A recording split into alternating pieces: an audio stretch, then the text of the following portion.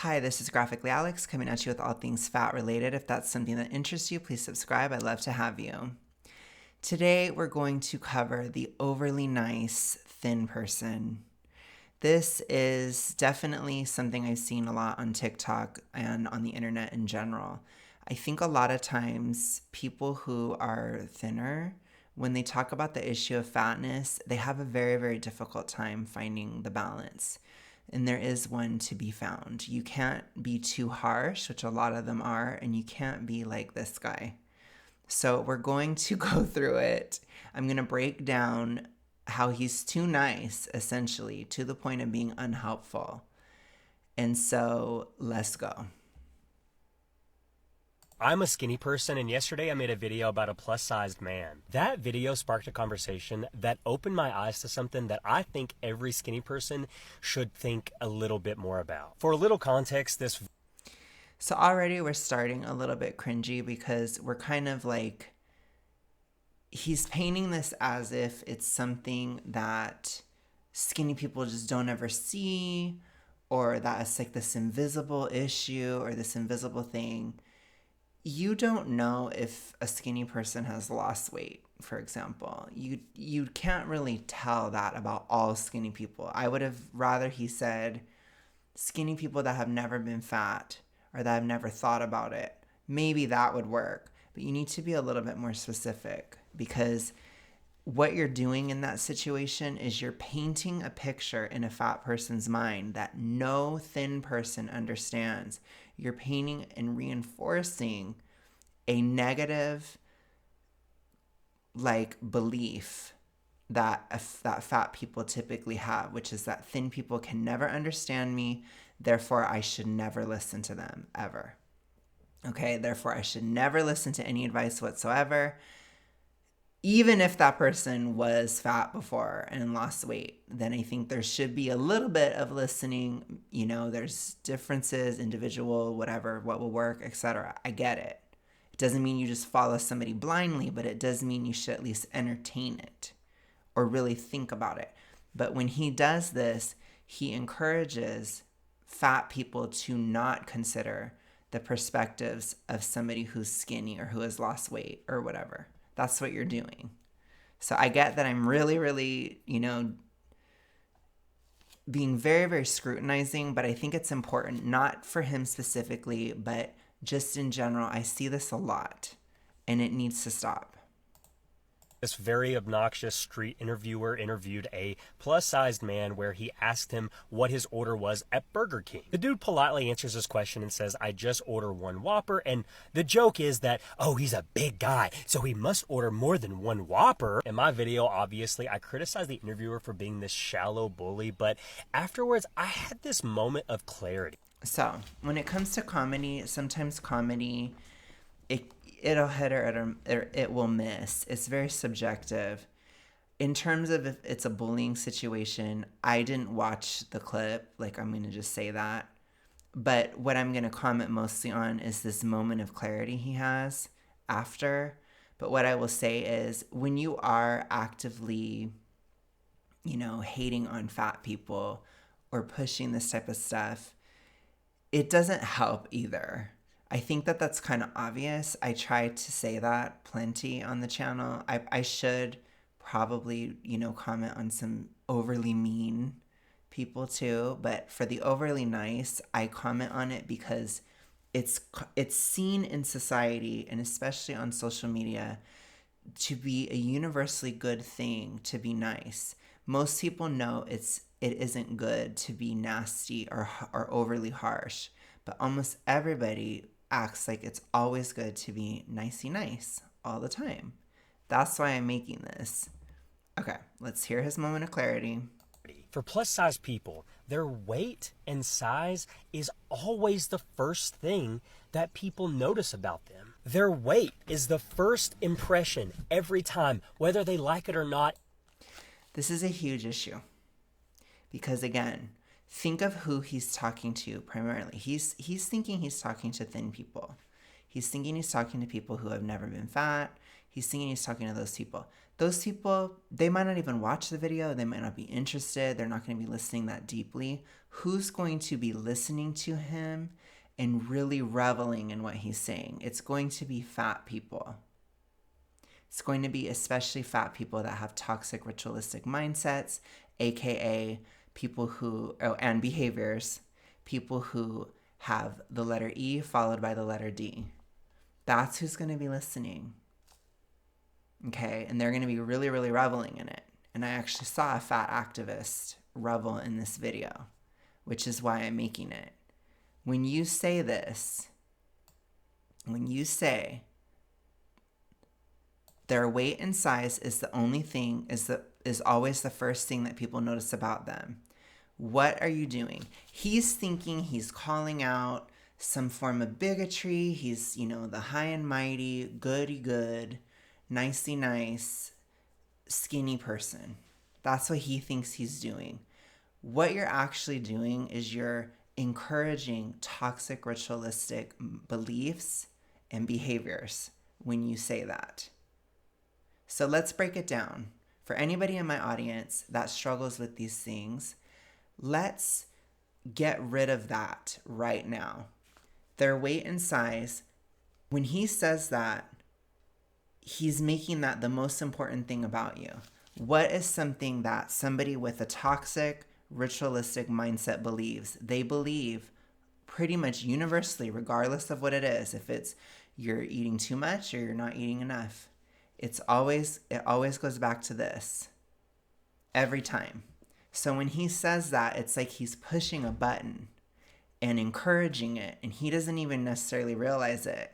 But it's in this attempt to be like, I'm a good one, I'm a good one. That's fine. You can call out if somebody's being overly harsh. That's totally fine. But to say this, it's encouraging that mindset.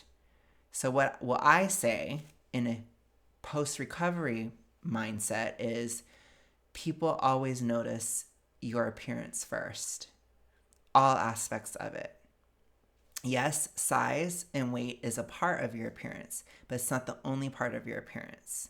There are many, many parts of your appearance. It's just one part. It's not any more or less important than any other part. Okay? So take the pressure off of it. Don't believe that it's always the first thing or the most important thing, because when you say the first thing, it becomes the most important. Don't think of it that way. People notice a lot of things about you. Your size and weight is one of them, but it's not the only thing. It's not the first thing necessarily. Okay. About them. Their weight is the first impression every time, whether they like it or not, and that has to be exhausting. As a skinny person, when I meet someone new, the first thing they're going to notice about me is my eyes or my smile or the way that I'm dressed. That's not exactly true.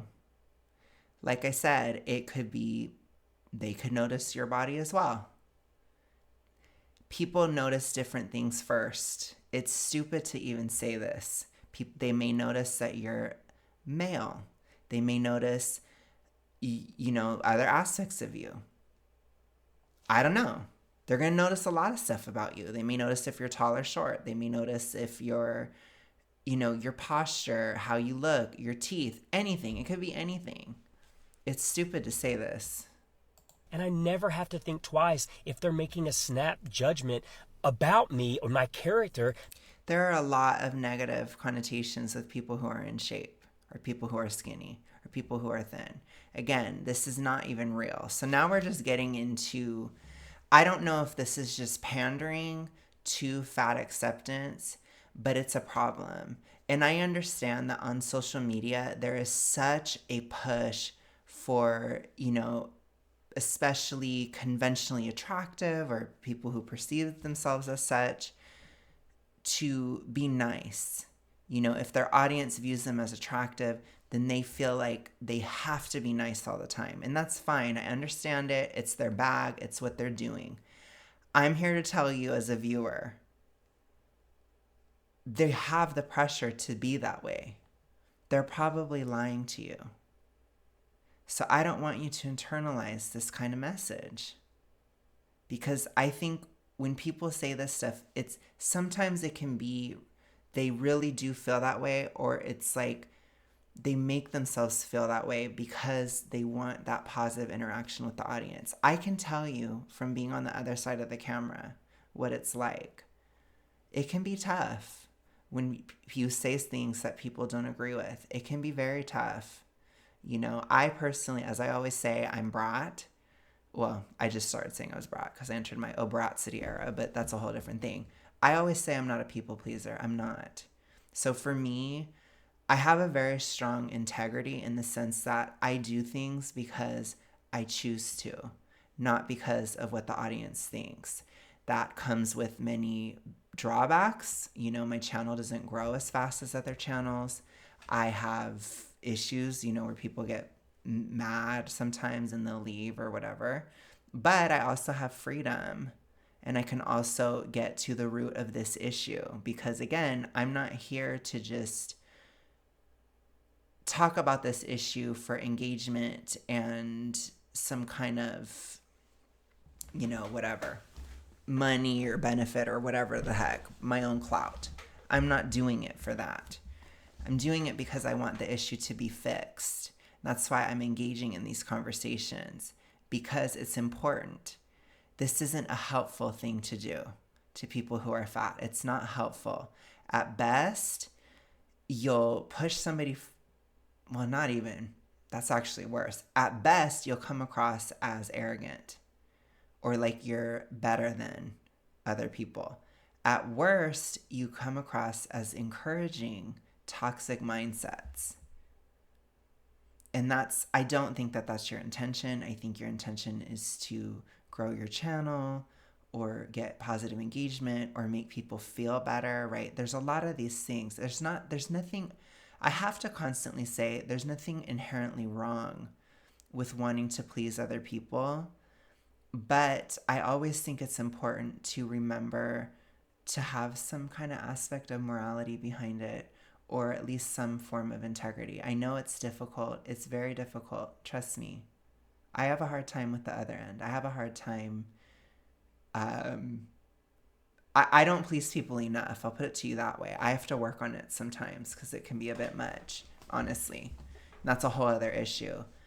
But like for me, it's more so about I need to not engage in a way that's like pushing people away from the message. That's what I think about. So whenever I'm trying to be nice, which doesn't work out very well, like you guys said, I remember when I did my video when I was like, I'm brat. You guys are just like, we always knew. I'm so glad you're embracing it. It's like, yeah. Yeah. Yeah. Yeah. But still, like in me trying, it can blunt some, or like it can blunt some of my sharpest edges. I'll put it to you that way, to where the message can be heard easier or better. And that's important too. That's on my side though. That's not on his side. His side is it's important to keep a grain of truth in there, at least a little bit, because this is not necessarily true. And this is telling people what they want to hear. That's what this is. Because of my body. Whether you agree or not, your body is not something that can be changed immediately or quickly. That's true. That's not true. Without serious medical intervention. You can lose weight on your own. That's wrong. So I don't like that either. So what he did there is this thing within TikTok or, you know, Gen Z. I don't know. You guys can let me know. But there's some kind of trend I'm seeing. It's probably in millennials too, but there's something about our generations that are obsessed with taking away responsibility from a fat person. Absolutely obsessed. So why did he say this? He said this so that people will feel like they're off the hook. I will never say this to you. Ever. Ever. You are not off the hook on this channel. You are not off the hook. No. If you need to go to therapy, go to therapy. If you need whatever you need to do to get it in check, you still have to choose to do it. And if it comes down to am I going to do this on my own, or am I going to give up and die? Then you're going to do it on your own, because I'm not letting you off the hook.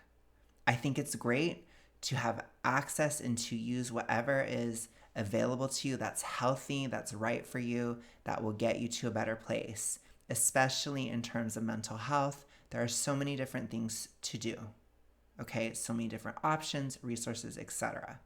I have no judgment on what you choose to do as long as it works. If it doesn't work, then you need to do something different, okay, regardless of what it is. But I'm not letting you off the hook. He is. He's letting you off the hook. I will say it again. If it comes down to you have no other options and you have to do it completely by yourself, or you have to die, then I'm telling you, you're doing it completely by yourself. You're not off the hook here. No. No, no, no, no, no. No, no. Serious medical intervention. Sometimes weight gain is caused by mental obstacles like food. Okay, I already told you, to me, this is a lack of knowledge on his part. I'm not going to fault him on this. This concept, food addiction, is very commonly used by people that have E followed by the letter D in terms of those that eat too much. They use this as an excuse. Why? Because if they tell people that, people understand it as something that's uncontrollable. And the most common lie you'll hear, and this is a lie, I will let you know, if somebody tells you this, this is a lie. They will say, this is so difficult because I have to eat every single day. And it's not like alcohol or drugs where you can just quit. Food is something where it's like, I have to have a little bit of it every day. I have to have a little bit of cocaine every day, or crack, or whatever. I don't really want to say that. I have to have a little bit of that every day. That's a lie. If somebody tells this to you, show them the studies that show it's not the same. Show them that's a different part of the brain. Show them all the physical evidence there is, and there is much physical evidence. It is not true. So do not give people with E followed by the letter D this out, because that is a lie created. I have used it. I think pretty much everybody has used it that has the one where you eat too much. And the reason that you do it is because you don't want to talk about the actual problem. You don't. So you just say this lie because it's easier to just throw it out there, and you just kind of throw it at somebody that's talking to you about your weight because you don't want to deal with the actual issue, which, what is the issue? The issue is toxic ritualistic behavior tied to anxiety. You want to continue to do the behaviors because you want to continue to use it with your anxiety. You want to continue to hate yourself. You want to continue to obsess over your physical form's flaws. You want to continue to use all of it as a distraction from daily life struggles and anxieties and problems. You want to think about it instead of other things. That's what it is. That's all it is. That's all it ever will be. And that's how you stop it. You don't get the shakes from not eating. That's not the way it works. What you get is you get anxiety. You feel anxious. That's what that is. That's not a physical withdrawal. It's anxiety. It's anxiety. And in some cases, when it's severe, you can create a psychosomatic illness because you're so anxious. So it's really, really important to understand what the problem is. Otherwise, you're not going to get out of it. And I understand there's a lot of self-deception in toxic ritualistic behavior. So I'm not judging you, but I'm just trying to educate the greater public. This is not a thing. This isn't real. This isn't real. Because nobody wants to say, I have this thing. Because you don't want to talk about it. Because one of the biggest things about it, when you're really in it, is secrecy. And it's super secret. It's horrible. It is, but just no, you can stop it. You can. It's very difficult. I've had people ask me, how do you stop it? It's difficult because everybody has different triggers. You have to start by developing a self-awareness. So you have to understand why you're doing it, which means you have to stop. If you stop, then you'll know why almost immediately. So So if you get an anxiety impulse and you don't engage in one of the three things, oh, I just put up 4 fingers. One of the three things. What are the 3 things, you guys? It's A, some kind of overly restrictive diet. It's B, a fixation on the physical form, on your BODY. Fixation. So you look in the mirror, you say, oh my gosh, look at how this is, look at how that is, da da da, and you're criticizing it. You're taking the Sharpie to the pictures, you're doing all of it. Or 3, you're eating. You're usually doing one of those 3 things. If you force yourself not to do any of those 3 things, you will start to figure out why, because you will immediately get very anxious, and all of a sudden, all these things will start coming up, and you'll have to deal with it one by one. That's the honest truth. It's difficult. I hate to tell you the truth sometimes because of how hard it is. It is difficult.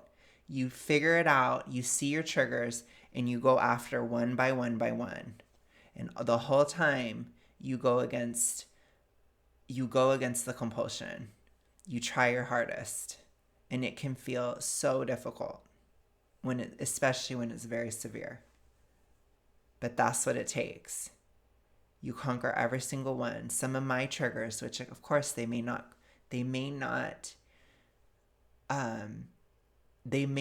relate to you, but some of my triggers have to do with poverty.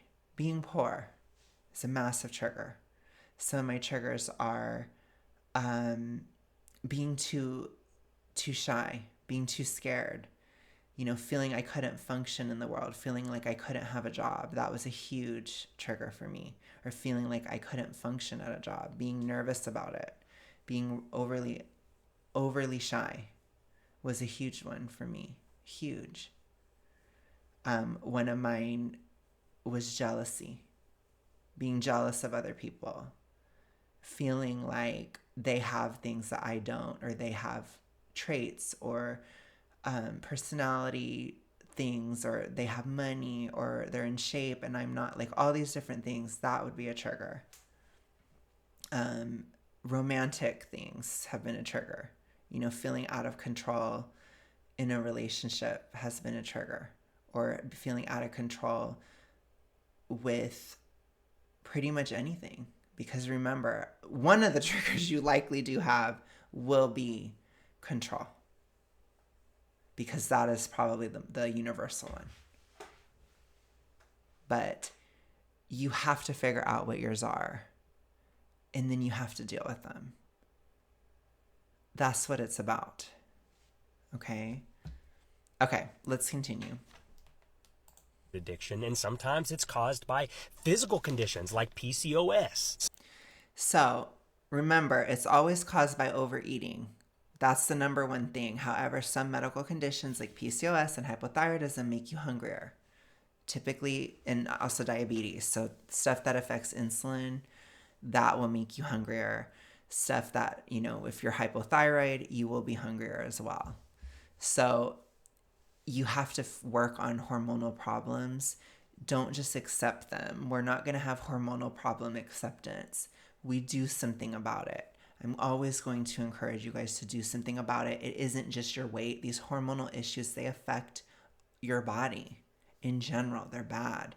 You need to do something about it. You can't just let it be. It's not just about weight. It's also about your overall health. Do not be lazy when it comes to this. Okay? Okay. So he's kind of giving that as an excuse. I'm not giving it as an excuse. I'm not letting you off the hook. I'm not. Do something about it. Do something about your hormonal issues.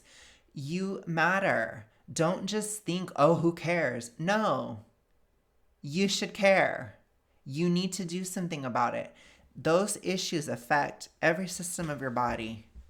They're a huge problem. You don't just let it go. You don't. Sometimes it's just people living their life and eating food they enjoy. Stupid. So that's why it's okay to be 400 pounds, or it's okay to be massively huge, because you're living your life and enjoying the food you enjoy. That's stupid.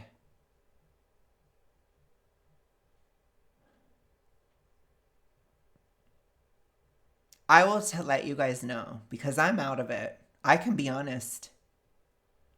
When you have that, when you have E followed by the letter D, it is not fun. No part of that cycle is fun. It's miserable. It is miserable. You think it's fun? I'm not going to say all this because YouTube won't like it, but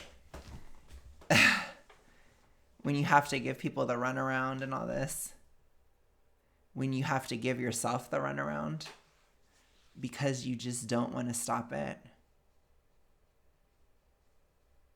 it isn't fun. You know, the amount of mental gymnastics I used to engage in order to keep that coping mechanism is something that honestly, it may have contributed to my overall intelligence because I can assure you it was wild. It probably made my mind smarter or something because of how much effort it took at times. You know, that's one thing I will tell you guys post-recovery is it's so much easier because you don't have to constantly think of weird things to make it make sense. You don't. It's not fun. So I understand if he's talking about somebody who's just kind of chunky or something. Maybe they're just living their life kind of thing. But it's still not great because if you don't like the way that you look or whatever, or if it's kind of slowing you down in other ways, or if you're obese, it's still having a health effect on you. Honestly, it's just less dramatic. But you don't want that. You know, just have a little bit of discipline. You don't have to cut things out completely. You can kind of mix things up. You know what I'm saying? Either way, it's not good. But I'm always going to come at it from that E followed by the letter D perspective because that's who's going to watch this. And that breaks my heart. It does.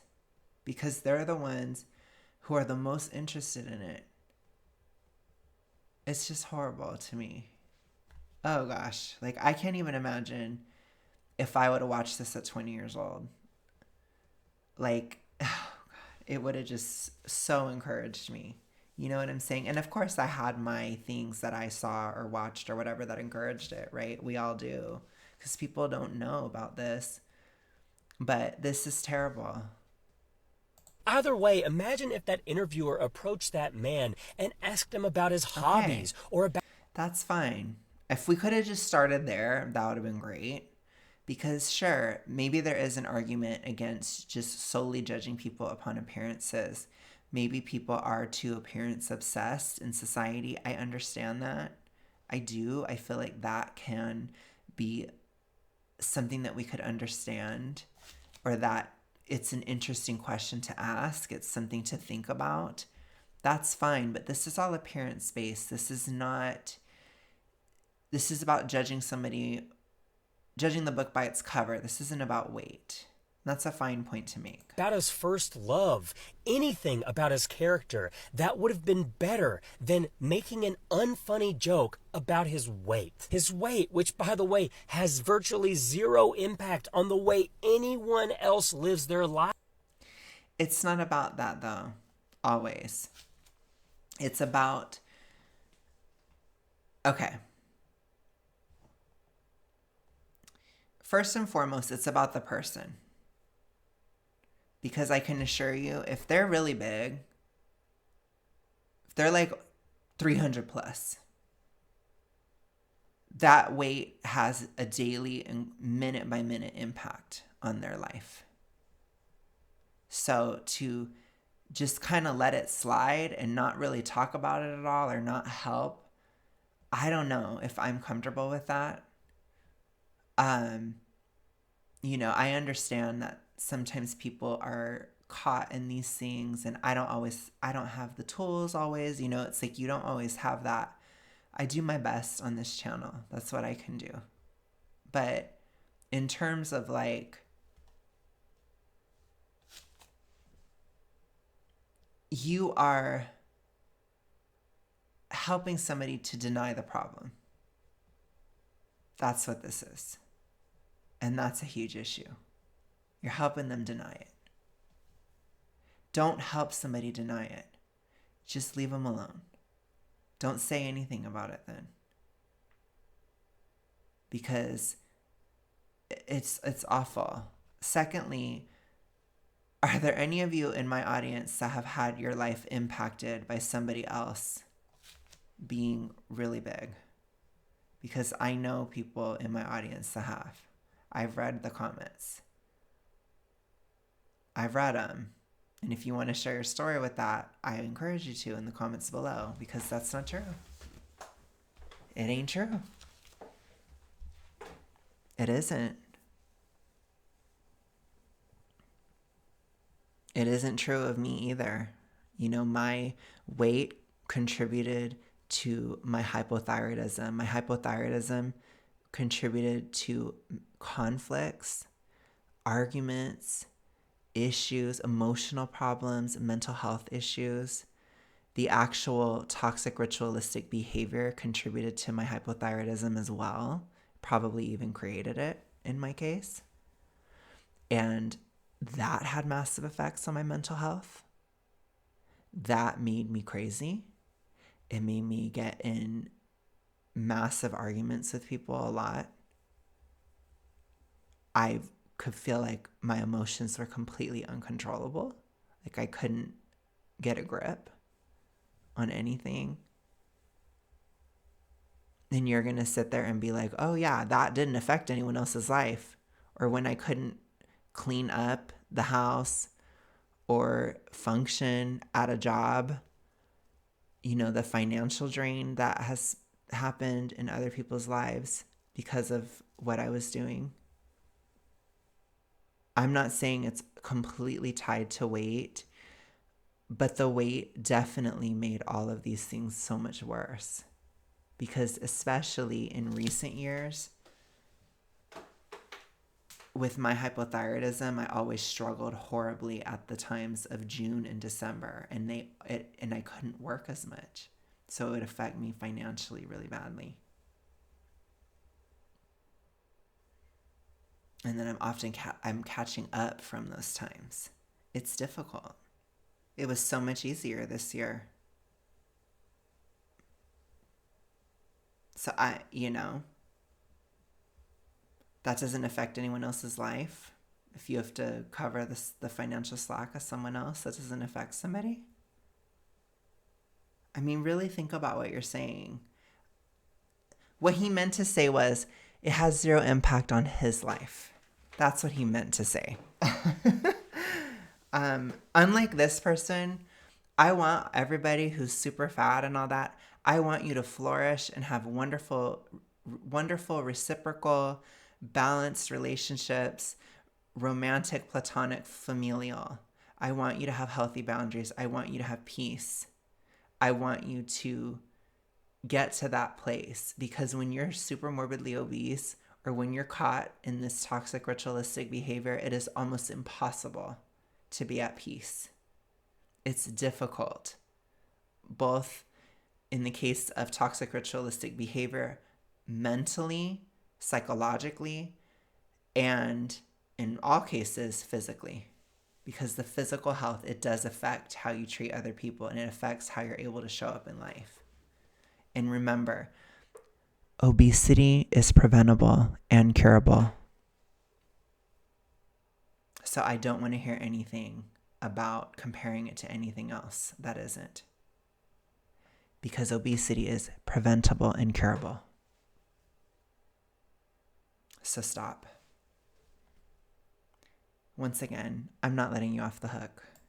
Either way, as a skinny person, society has conditioned us to see fat people as fat people first. So then he's not even blaming himself. He's trying to blame society, whatever that even means in regard to this issue. Human beings look at appearance first. It is natural. It is what occurs. You can be upset about it.